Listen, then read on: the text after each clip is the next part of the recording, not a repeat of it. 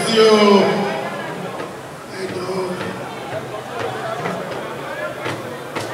Ẹ jẹ́ kí gbogbo wa sọ pé kábíyèsí o.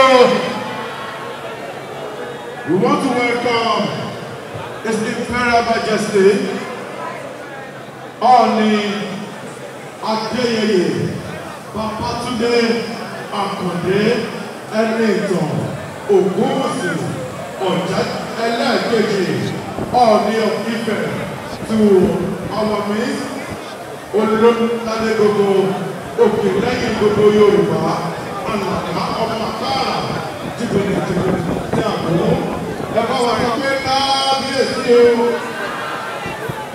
Kábíyèsí, you're welcome. God bless you. Please get out of the press, Joe.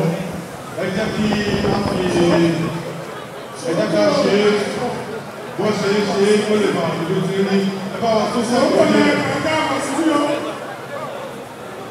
And we want to bring the celebrants once again. The Chief Executive Officer Onílé Global Services worldwide.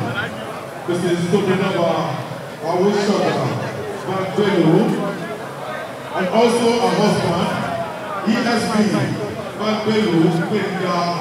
Omoba Akile. It's all about talking about today.